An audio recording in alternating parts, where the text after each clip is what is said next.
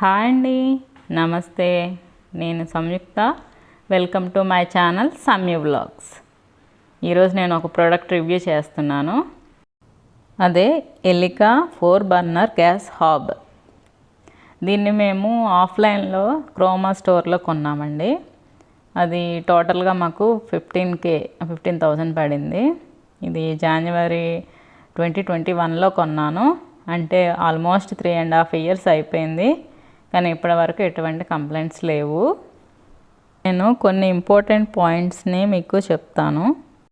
మనకి ఎప్పుడైనా కిచెన్లో చిమ్నీ ఎంత సైజు ఉందో అంత సైజు కానీ ఇంకా తక్కువ సైజులో కానీ మనం హాబ్ అన్నది తీసుకోవాలి. లేకపోతే మన చిమ్నీ కెపాసిటీ, సెక్షన్ కెపాసిటీ అన్నది తగ్గిపోతుంది. హాబ్ పెద్దదిగా, చిమ్నీ చిన్నగా ఎప్పుడూ ఉండకూడదు. ఇంకా నెక్స్ట్ పాయింట్ ఏంటంటే ఎనీ నెంబర్ ఆఫ్ బర్నర్స్ తీసుకోవచ్చు. అంటే 2, 3, 4 ఏవైనా తీసుకోవచ్చండి, తప్పేమీ లేదు. 3 బర్నర్ స్టవ్ తీసుకుంటే తప్పు అంటారు కదా, అలా కాదు. 3 డిఫరెంట్ స్టవ్స్ ఇంట్లో ఉండకూడదు, కానీ 3 బర్నర్ ఉన్న స్టవ్, సింగిల్ స్టవ్ ఉండొచ్చు. ఇంకా థర్డ్ పాయింట్ చెప్తాను, గ్యాప్ బిట్వీన్ బర్నర్స్ అన్నమాట. ఇది ఒక ఇంపార్టెంట్ పాయింట్ అండి. ఎందుకంటే కరెక్ట్ ప్లేస్లో బర్నర్స్ లేకపోతే వంట చేయడం చాలా కష్టం అయిపోతుంది. ఈ ఎలికా హాబ్లో 3 పెద్ద సైజు కడాయిలు, ఇంకా ఒక చిన్న గిన్నె కూడా పడుతుంది. ఇంకా సైడ్స్లో ఉన్నవి పెద్ద బర్నర్స్, ముందుకి వెనక్కి ఉన్నవి చిన్న బర్నర్స్ అన్నమాట. ఇంకా టైప్ ఆఫ్ బర్నర్స్, నేను తీసుకున్న హాబ్కి జనరల్గా ఉండే ప్రెస్టీజ్ గ్లాస్ టాప్ స్టీల్ స్టవ్కి ఎలా ఉంటాయో బర్నర్స్ అలానే ఉంటుంది. సో మనకి ఓల్డ్ స్టవ్ వాడేటట్టుగానే ఉంటుంది, కానీ కొన్ని మోడల్స్లో ఇలా ఉండదు. సో అప్పుడు మనకి కొంచెం ఇబ్బందిగా ఉంటుంది. ఎలా అంటే కొంచెం సిమ్లో పెడితే ఎక్కువ సిమ్లోకి వెళ్ళిపోవడం, కొంచెం ఎక్కువ హై చేస్తే ఎక్కువ హైలోకి వెళ్ళిపోవడం జరుగుతుంది. ఇది నాకు చాలామంది చెప్పారు. ఇంకా నెక్స్ట్ పాయింట్ ఏంటంటే వెయిట్ అన్నమాట. ఎలికా స్టవ్ అయితే చాలా బరువుగా ఉంటుందండి. అది ఎంత వెయిట్ ఉన్న కళాయిలను కానీ కుక్కర్స్ని కానీ అది పెట్టుకునే కెపాసిటీ దానికైతే ఉంది, ఎటువంటి ఇబ్బంది లేదు. ఇంకో పాయింట్ ఏంటంటే మాది కొత్త ఇల్లు, మాకు ఓల్డ్ స్టవ్ ఉండేది.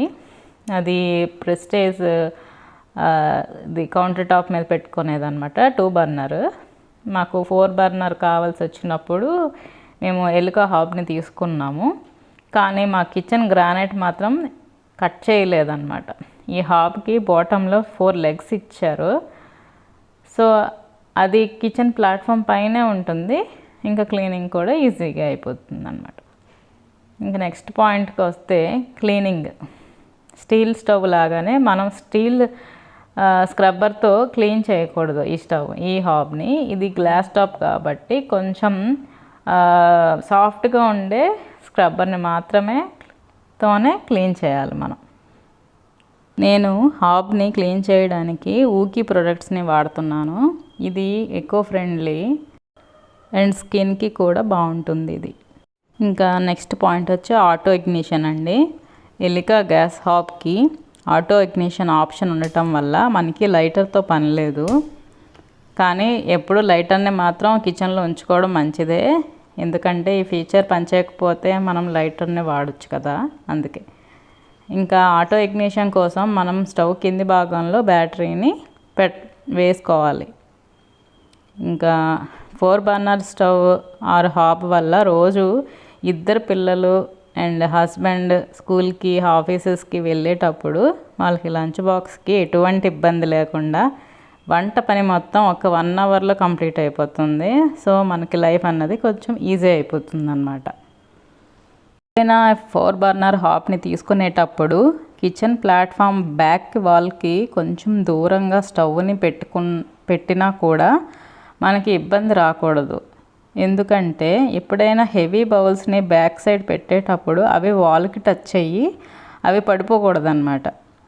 సో మనం ఇల్లు కట్టేటప్పుడే ప్లాట్ఫామ్ అనేది ఎంత వెడల్పుగా ఉంటే అంత మంచిది. ఇంకా కిచెన్లో సింక్కి కూడా స్టవ్ని దూరంగా ఉండేటట్టు అరేంజ్ చేసుకోవాలి. ఇంకా ఈ హాబ్ని కొనేటప్పుడు వారంటీ కార్డ్స్ని తప్పకుండా తీసుకోవాలి. అండ్ మెయింటెనెన్స్ కోసం ఎలికా హెల్ప్ లైన్ నెంబర్ని కూడా తీసుకుంటే ఫ్యూచర్లో మనకి ఏవైనా ప్రాబ్లమ్స్ వచ్చినప్పుడు వాళ్ళకి ఫోన్ చేస్తే వాళ్ళు ఒక 1 అవర్లో మన ముందు ఉంటారు అన్నమాట. ఎలాంటి ప్రాబ్లం లేదు. ఎప్పుడైనా మనం ఇలాంటివి తీసుకున్నప్పుడు మనకి నియర్ బై సర్వీస్ సెంటర్స్ ఉన్నాయో లేదో చెక్ చేసుకోవడం చాలా మంచిది. రిఫ్రిజిరేటర్ కానీ, వాషింగ్ మిషన్ కానీ, స్టవ్స్ కానీ ఇలాంటివి తీసుకునేటప్పుడు ఖచ్చితంగా సర్వీస్ సెంటర్ అనేది మనకి అందుబాటులోనే ఉండాలి. ఇంకా అలాంటప్పుడే స్పేర్ పార్ట్స్ కూడా మనకి అవైలబుల్గా ఉంటాయి. సో అదండి నా genuine review on Elica gas hub. నేను 3.5 years నుంచి వాడుతున్నాను. అప్పుడప్పుడు బ్యాటరీ అయిపోతుంది. బ్యాటరీ మళ్ళీ రీఫిల్ చేసేసుకుంటే ఆటో ఇగ్నిషన్ ఫీచర్ కూడా బాగుంటుంది. సో అదండి ఈరోజు వీడియో. మళ్ళీ నా నెక్స్ట్ వీడియోలో కలుద్దాం. అంతవరకు బాయ్. Thank you.